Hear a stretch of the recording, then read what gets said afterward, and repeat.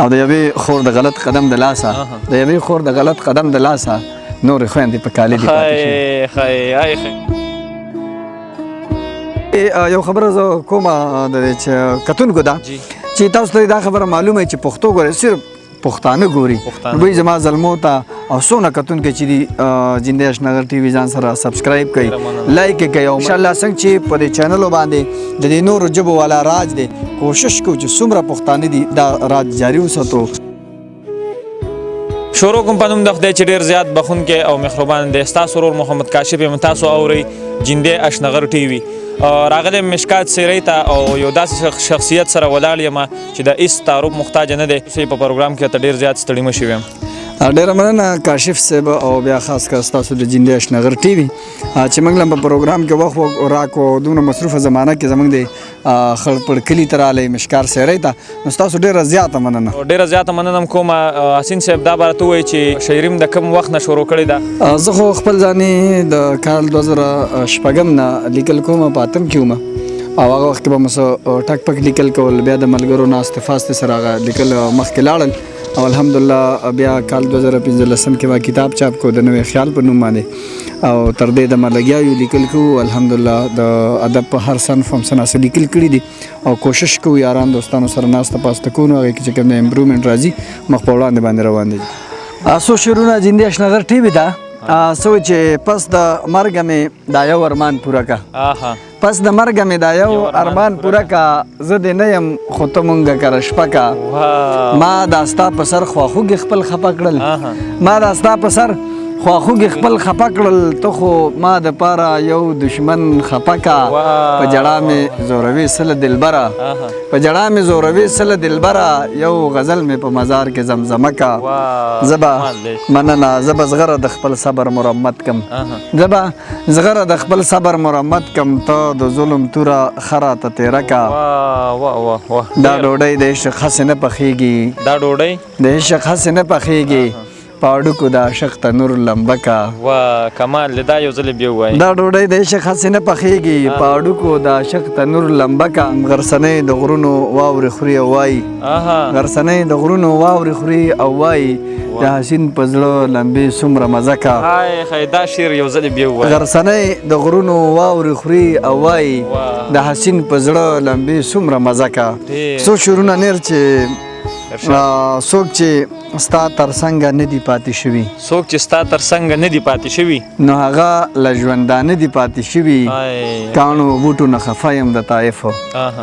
کاڼو بوټو نه خفه یم د طایف په جانان مې چپ خوله دي پاتې شوي ډېر زړه پورې مننه کاڼو بوټو نه خفه یم د طایفو په جانان مې چپه خوله دي پاتې شوي اوس پسې هم کله کله ډېر خفه شم اوس پسې هم کله کله ډېر خفه شم ګنې اوس مو منځ کې څه دي پاتې شوي ډېر زړه پورې او د یوې خور د غلط قدم د لاسه د یوې خور د غلط قدم د لاسه نورې خویندې په کالي دي پاتې شوي دا خو یو دوه د یوې خور د غلط قدم د لاسه نورې خویندې په کالي دي پاتې شوي. نور څه شعرونه داسې دي چې ستا چې زما په ځمکه غر او خارستان بدې شي ستا چې زما په ځمکه غر او خارستان بدې شي خود به مې ستا سمه او هر یو ګلستان بدې شي او زه ستا په مینه کې د خپل پردي لحاظ نه کوم زه ستا په مینه کې د خپل پردي لحاظ نه کوم دا ستا په سر مې خپل کاله کې یو انسان بدې شي دا شعر خو راته بیا ووایه زه ستا په مینه کې د خپل پردي لحاظ نه کوم دا ستا په سر مې خپل کاله کې یو انسان بدې شي ستا چې څوک خوښ نه دي هغوی ته زه هم بد ګورم په دغه وجه مې قسم دی چې خپل ځان بدې شي او د یو زړګي نه بل ته لار وي د پښتو متل دی د یو زړګي نه بل ته لار وي د پښتو متل دی زه به یې بدې شم زما چې رقیبان بدې شي پښتو چې زه تر کمه د جانان سره کومه دا ژوند به مې تر هغې د تاوان سره کومه زمونږ د لاسو ګل کله تر تا پورې در رسي زمونږ د لاسو ګل کله تر تا پورې در رسي خو هسې سلاګانې د باغبان سره کومه